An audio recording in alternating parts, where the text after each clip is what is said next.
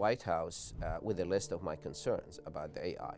We would like to have it on the right track. I received a response from the White House on April 17th, so it's not affecting people, life, or jobs that bad. They have to understand the implication on the society, the implication on business, the implication of technology. The AI has a very powerful way of thinking and connecting. We don't want it to go to the level where it starts thinking by itself. And that is the area of the super AI, when the AI looks at the human as an obstacle for them. The fear here is, this is actually mentioned in so many of the hearing in the Congress, that the AI will create its own AI. The human is not involved in that cycle. That is the fear. That is the beginning of the super AI.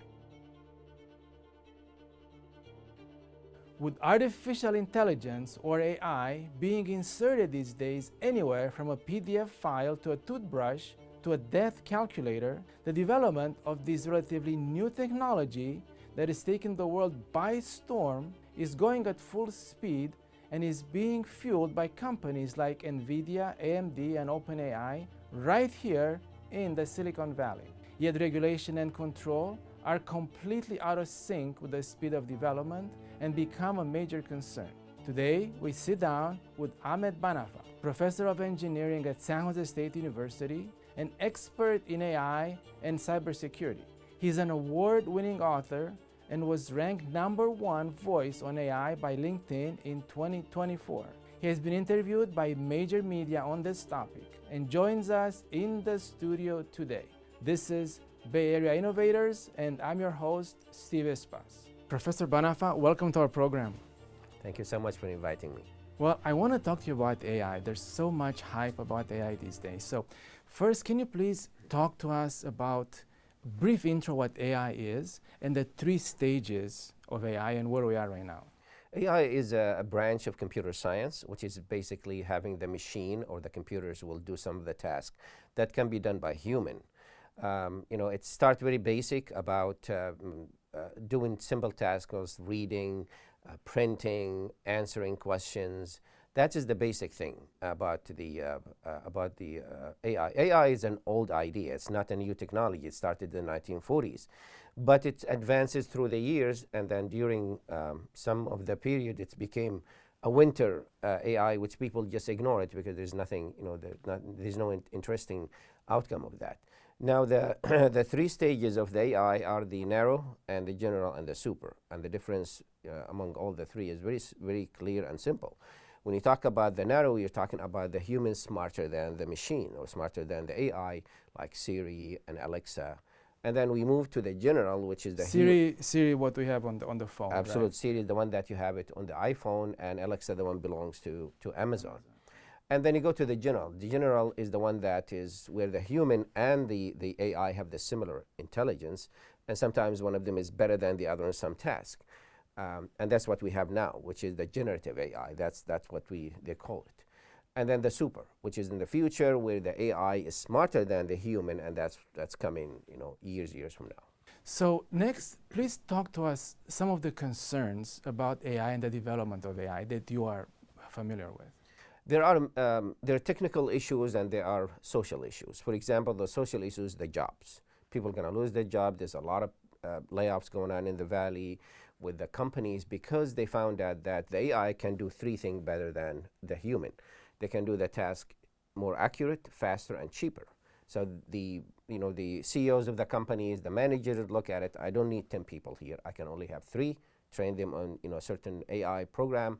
They can do the job of 10. And that's from the social part of that. The bias that we see in the AI. When you ask a question, they give you an answer that will be tilted toward a certain race or certain belief or certain political views. That's what you're worried about it. And the third one is hallucination. Hallucination is if the AI cannot give you the answer, they don't know the answer, they start making up stuff just to make sure that the human is happy. So that's from that part, which is the technical part of the AI. We are still at the beginning, and there is a reason for calling this one generative AI. The regular AI is the read the data and they process the data and give you some insight about it. This point connected to this point, the trend is going up and down. Generative AI is different. Generative AI, you train it on the data, and they start making up their own opinions. which is could be completely different of what the data is talking about. They just start processing this and say a better way of doing it this way. And this is where you see what we have now, in the generative AI, the ChatGPT, for example. So that opinion is based on some of the algorithms or programs that are put into the AI, right? Which are subjective. Absolutely. Just to have an idea about what kind of data they have. The ChatGPT 3.5 was trained on something called token. Token is a piece of data. That's the technical term for it. 500 billion pieces of data. ChatGPT 4 on 1 trillion pieces of data. Gemini, which is the new AI for Google, is 5.5 trillion pieces of data. The huge data we are talking about it that keep training and training, just educate the algorithm so it can have its own opinion about it. So let's go one by one. As far as the job loss, people are saying that yes, we will lose jobs now, but there's going to be replaced by AI jobs. Do you feel that's the case? Short term, we're going to lose jobs. Long term, we're going to gain jobs. The story here is the AI revolution is actually happening too fast compared to the other technologies. The latest technology we talk about it, for the past few years was the blockchain and the cryptocurrency. Before that, we've been talking about, things like Internet of Things, cloud computing, and before that, we were talking about the internet itself. So when we talk about AI doubled the speed every 6 months and doubled the number of the companies every 6 months. So it's very hard for people to catch up with that. The loss of the jobs will be, a lot or steep when it comes to the short term. Over the long term, we're going to have new jobs that we never heard about them. Is actually created by the AI. By the AI revolution. For example, prompt engineer, which is how can you train the program so I can talk to the program like I'm talking to you, instead of having very specific words it can understand it. Improving the communication with the machine. Ethics AI jobs that check to make sure no bias, no discrimination in the data. Having all these series of new jobs, which is it's not just one job. You're talking about every company should have it. They have multiple people to do that. That's going to be on the long term. Now, what about the things like a deep fake? We talked about this earlier with you. If bad actors get involved in criminal activity, you give us some examples of what can happen with deep fake. Well, deepfake is the generation of video that simulate or a real person that you know. It's actually using the data you feed it to the program, and then whatever transcript you give that person or that avatar or that image or video, it's going to start reading that and start communicating with you as if it's a real thing. And there are really a lot of cases where the tool, which is the AI, can be used by bad actors and good actors, bad people and good people. It's like the car. You can use it for, delivering patients to the hospital. People can use it to commit a crime and a runaway car. So it's a tool. So the bad actors, they found ways, which is make it so easy for them to get into, cybersecurity crimes and to act, in a way which is we never heard about it. And I'll give you some examples. There was a famous case in Hong Kong where this banker, he thought he is in a Zoom meeting with the personnel or officers from his company. It's basically they are created by deepfake, and they convinced him to transfer $25 million to outside the bank. And the only thing for him to figure out that this is wrong, because he received a text message from the real person, and he was confused about it. How can he be in front of me and I receive a text message from you? Another one is Elon Musk. Somebody created a deepfake of Elon Musk and convinced this poor lady in South Korea to give him $50,000. The richest person in the world asking for $50,000. It makes no sense, but this is how convincing is that. Another story about it, which is really hitting home here, is the robocall that created by AI in the voice of the President Biden in New Hampshire, where people start receiving calls saying, don't go and vote. I mean, it's not going to change anything. You're going to win. So some people actually thought that this is the president telling them to stay. So the FCC banned these kind of robocalls, that it is fake one, fabricated one. And this shows you that where where's the truth and where is the fake? And now with the AI, there is no line between them. You can be going between them very easily. Now, no one really owns this technology, right? So bad actors can use it for bad things, if it's North Korea or China or whoever. We'll talk later about regulation. But do you have any examples where you actually see this, taking place, that some bad actors used AI in a way that created damage? It depends on the level that the country going to use and what they're going to use it for. For one of the things that the United States is trying to do is to get the feedback from the private sector, from the companies that created the generative AI. I believe that there is no way for us to have our head wrap around the whole case of the generative AI and the impact, whether it is at the national level or the international level, without having three parties getting together and sitting to the same table and talking, which is the government is one, the private sector, which is those tech companies, and also the civil rights organizations. That will be the voice of the people saying we're concerned about privacy, we're concerned about security, we're concerned about our safety. Civil rights, you said. Civil rights organizations. Yeah. And that's the case, because if you leave it for the companies, what you are technically trying to tell them to make less money, because they want them to be careful about their product. They're not going to do that. There's billions of dollars in that market. The government, they don't understand it that much. They don't have the people who are really up to that level to understand what is the implication. They're very slow in regulations and in the laws. So, and the civil right is very concerned about this. So once you bring them together, now we are talking about three parties talking to each other. Now, just to give you an idea about Europe is ahead of many of those initiatives. They have something called AI Act. And the AI Act is very specifically, and it's very simple. It has 4 elements, and the elements, that one of them is we have to label the AI tools. For example, this one is dangerous. This one is acceptable. This one is okay. They have like the color code we have for the warning. And then it's an opt-in, not an opt-out, which means if I'm using your data, I have to let you know that I'm using your data in the training here. The other thing is that in the communication between the companies about anything wrong with their product, that will be needed in this case. So things like this, when it comes to the EU, the European Union, taking action in this by themselves and say we have to do something about it, it's very important to make sure that the AI is safe.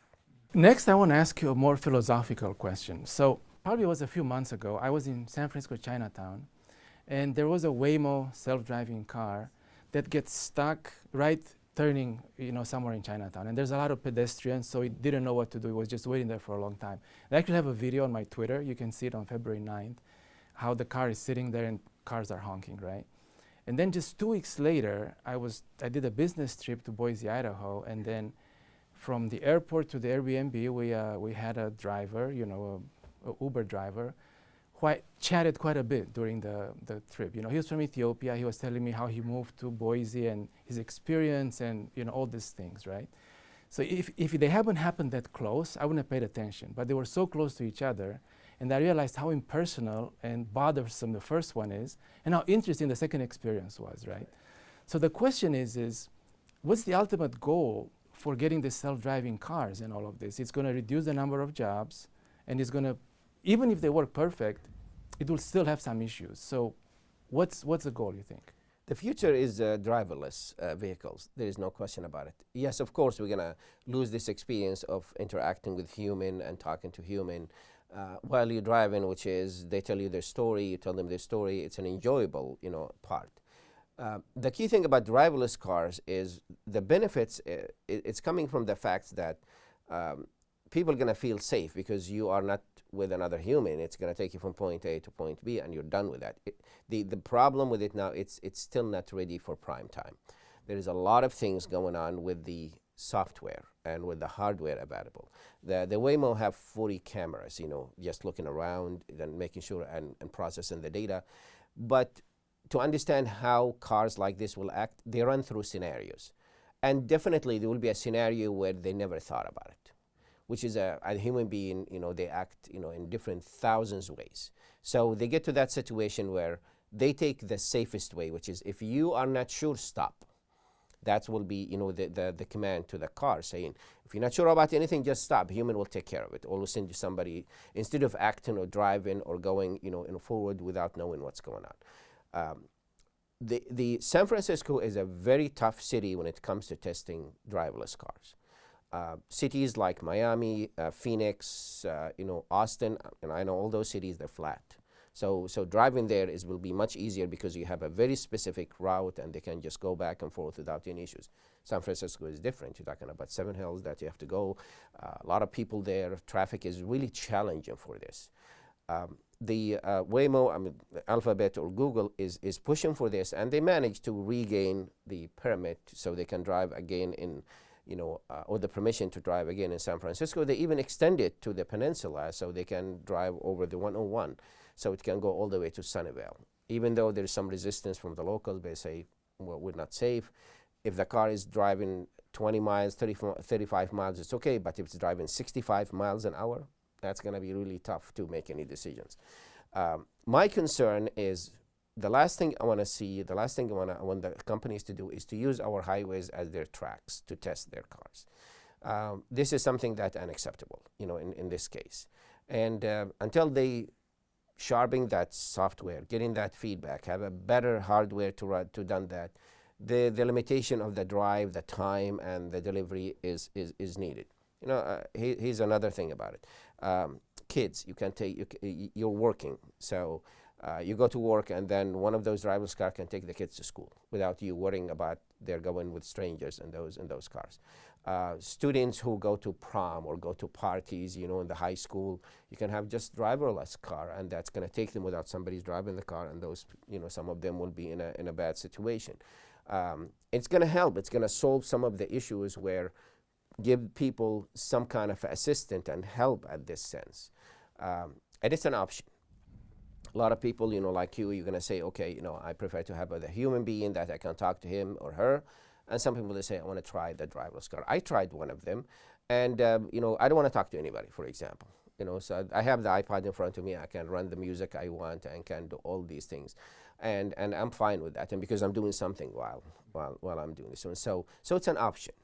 It's not the only option. It's one of the options that's going to be available. You're an expert on cybersecurity and AI, and you've been named the #1 voice on AI by LinkedIn in 2024. Please talk to us about some of the regulations or some of the things that you're involved with to help regulate this new technology.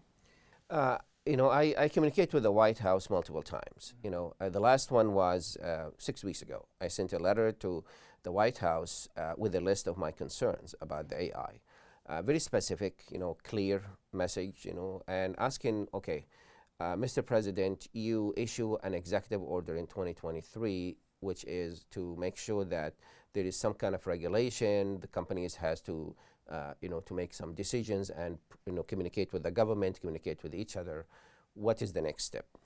I received a response from the White House on April 17th, telling me exactly what they have, and they gave me a link of something called Bill of Rights, which is AI Bill of Rights, talking about the blueprint of what will be the rights for people, what will be the rights for the companies. And the letter, I think, is on your LinkedIn. Absolutely, I have it on my LinkedIn. The interesting thing is that 3 days ago, the federal government announced, a federal board of 22 members. And those members are really a mix from different parts of the society. They have the CEO of NVIDIA, EMD, they have the CEO of OpenAI, they have CEO of Google and Microsoft from the tech side, and Cisco, also the CEO of Cisco and Amazon Web Services. And from the other side, they have some people from the United Airlines. They have some people from, I think even at Lockheed or Boeing, to talk about. And they have 3 or 4 people from civil rights organizations, plus the government. They have the head of that one is the head of Homeland Security, the Secretary of Homeland Security, and there are certain people from the government who's involved. So exactly what very high profile people. High profile. And this is exactly what we talk about, the 3 parties we talk about, which is the government, the private sector, and the civil rights organization. There are 22 members. Their job, their first meeting will be, this month, and they will give recommendation to the White House And this recommendation will be the basis for regulation, litigation, and they can just push this one to the Congress, because now it's coming from the expert. It's not just one party giving their opinion. The government is talking or the private sector is talking. They're getting together, and then they're getting to find a common ground. They say, okay, this is what we would like to recommend for the next move. Of course, the challenging part is, as you mentioned, when you talk about people in Congress who actually make these decisions, most likely they have to rely on some intern who has some tech knowledge to even understand what we're talking about, right? That is true, and this is why this board can answer questions. Let's say that they have recommendation, they can bring them to the Congress, and they can ask them, why did you say that, or let us know about what's going on, explain that to us. The congressmen and women, they don't have to understand the AI, deeply understand the algorithm. They have to understand the implication on the society, the implication on business, the implication of technology.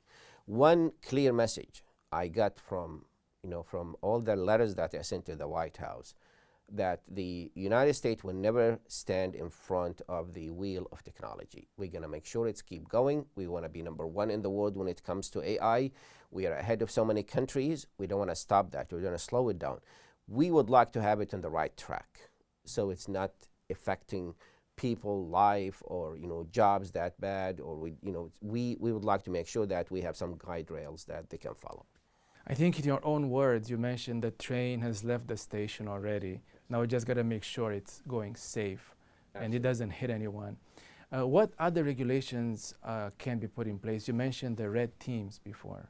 Yeah, the red team is a term used in the industry, which is the last step before you release any product or service. So what you do is you seek the advice or the check from insider in the company and outsider from the community, where you invite them to check this product. Of course, there is the NDA, which is you make sure that they're not releasing this information, and they ask them, what do you think about it? What did we miss anything? Is this something that we should be worried about it? And then they get this feedback. And this is one of the actions that taken by some of the companies to make sure that when they release the product, they cover all the bases. We talked earlier about an experiment done by the Air Force with AI. Please tell us about it. They have a simulation about a drone that's run by AI, and there's a lot of the research and application of AI with the Department of Defense, because this is really giving them an upper hand in so many levels. They can have fighters without pilots, which save lives. So this drone was programmed to go after the enemies. And to understand how significant is this, I don't have to tell the drone about who's my enemy. I have to program it on a certain data that will define the enemy for me. And they can go and do the task, and they're done with it. But they're trying to experiment with this, so they have this simulation where there's an officer that's tracking the drone to go to the target. In the middle of the flight, the officer decided to abort the mission by saying, abort, abort, you're done. The drone refused to do that and went ahead and hit the target, and then came back and hit the tower where is the officer in the simulation. And when they try to audit and to look at what's the reason, the answer from the drone is, or the AI on the drone, the human stood in my way to finish my mission. We don't want to do that. We don't want it to go to the level where it starts thinking by itself. And that is the area of the super AI, when the AI looks at the human as an obstacle for them. I'll give you another example about this one. There was an experiment by Google, and they teach the AI five languages. And it was really successful, and they talk about it in the media. But later on, they found that the AI actually learned a sixth language, which was not planned. So they tried to ask people, did you ask the AIs? Say, no, we didn't ask the AI. So they found that the AI found this language is fascinating and learn it on their own. And they say, okay, I love this language. So now instead, why you want to make that decision? Because now you train me on 5. Well, I want to learn more. I want to see what is the sixth language I can learn. This is the risk that we see, and those are the flashlights or the flash points we see it about the super AI, when they start making decisions without going back to us. The fear here is, and this is actually mentioned in so many of the hearing in the Congress, that the AI will create its own AI.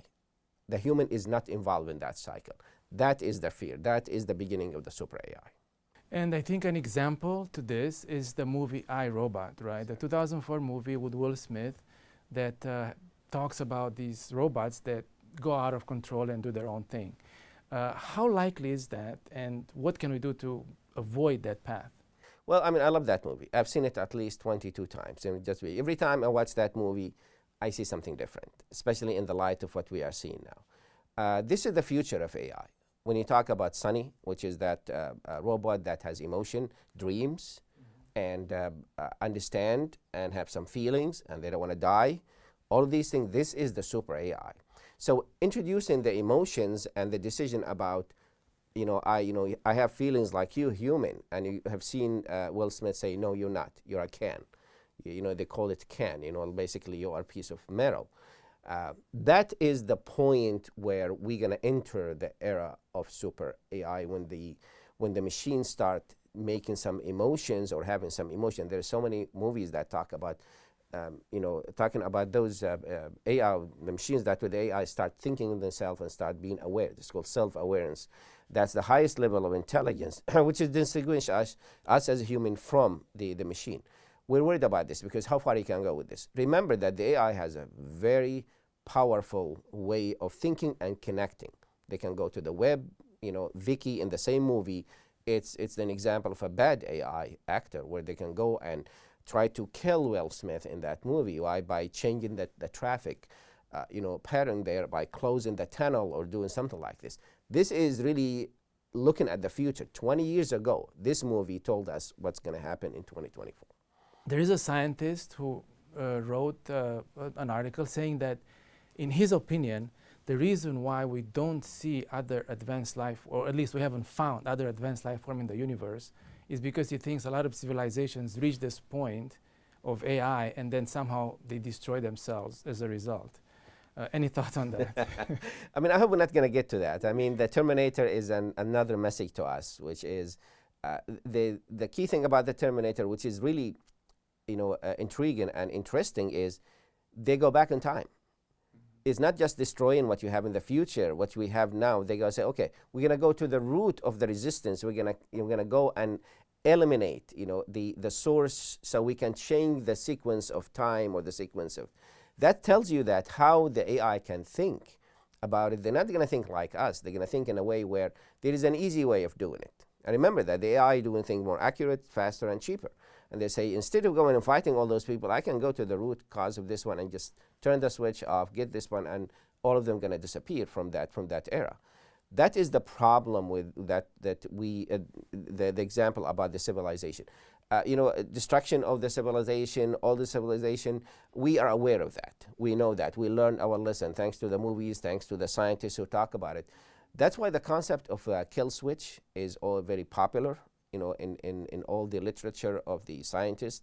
A kill switch is not a hardware one that you can turn it on and off. It's a program that you can initiate that program, and that program will destroy the big machine, like what happened in the iRobot when they stick that program. It's went inside the heart of Vicky, the AI, and stop it. So the kill switch is always there. You should have plan B and C and D just in case the AI is going out of control. How Sam Altman and the other ones, they want to address the issue from the beginning because they saw the experience with social media. Correct. Talk to us about that. Okay, the hearing that we have seen in 2023 about bringing the CEOs of the AI, and especially Sam Altman, and he's a very smart guy. He is. I mean, I give him all the credit for that.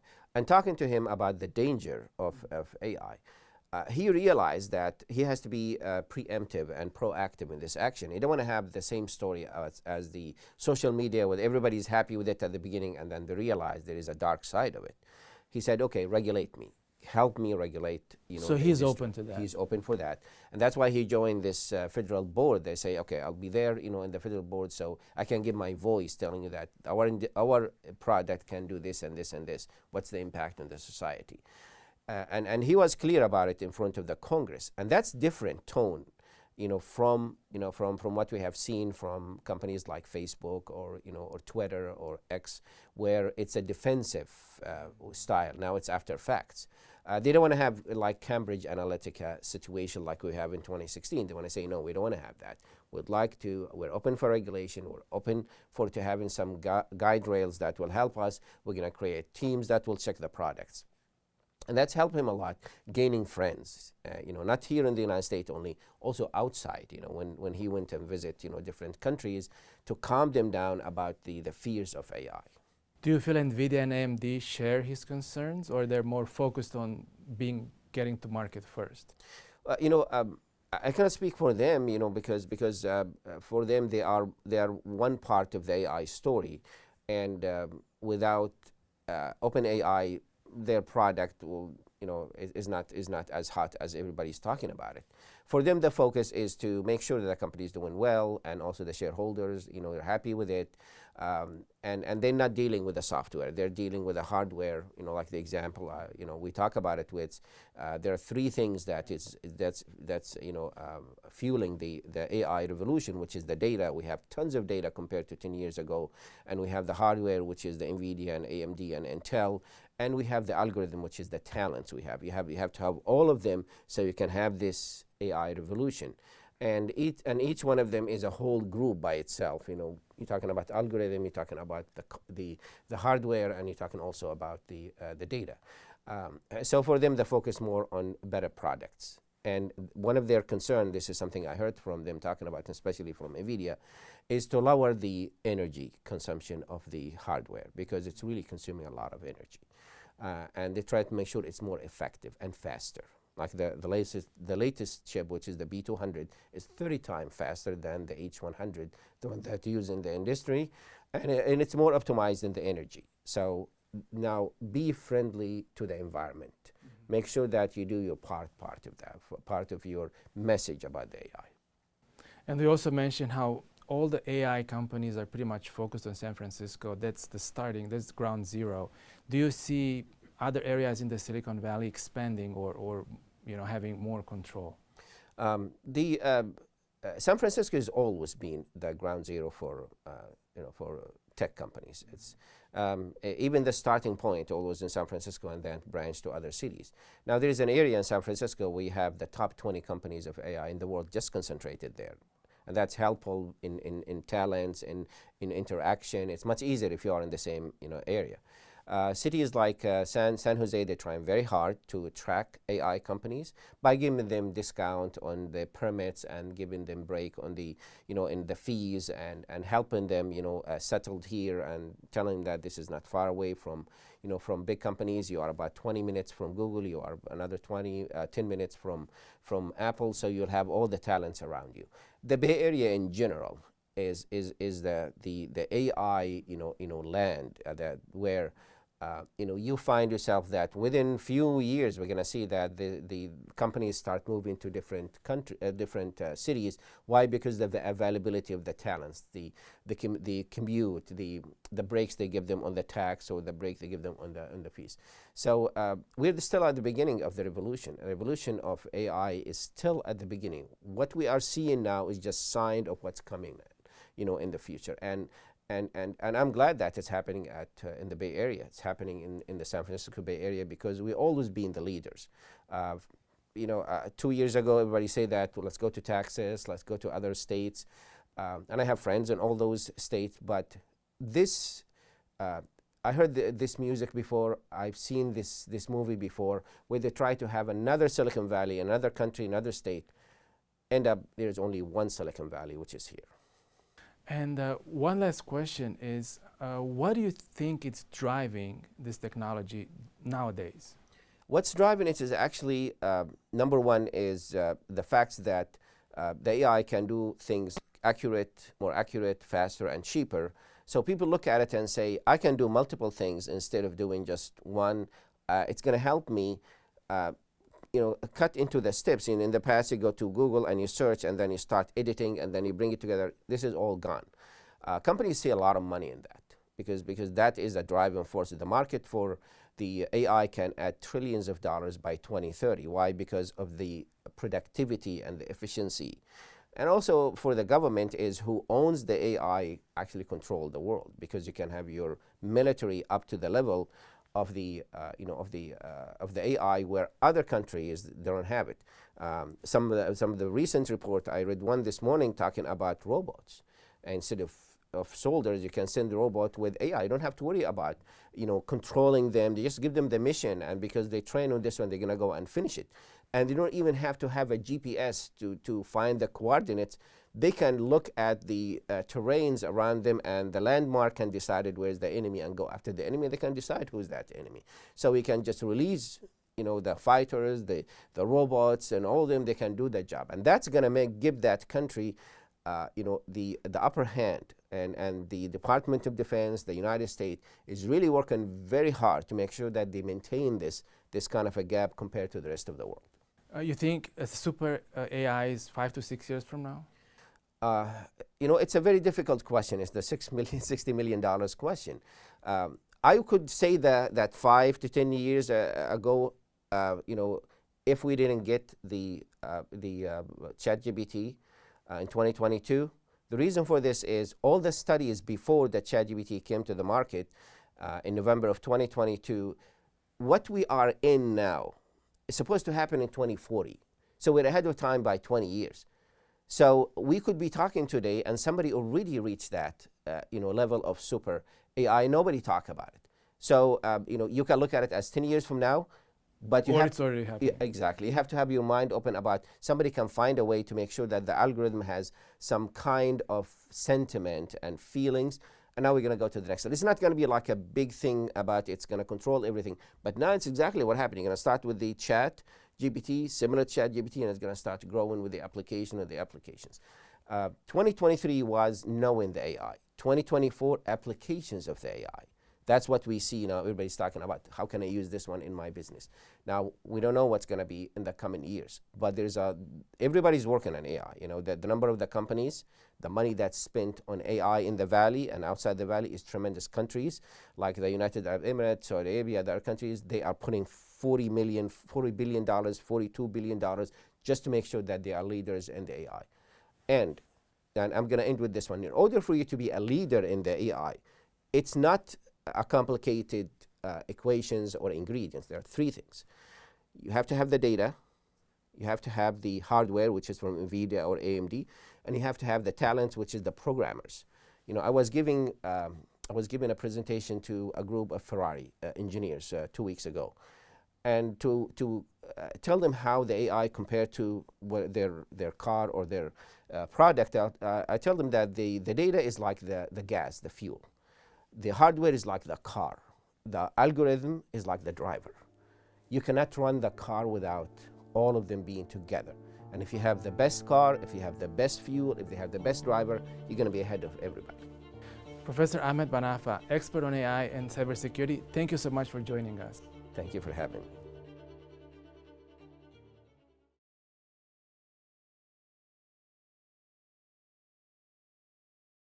I sent a letter to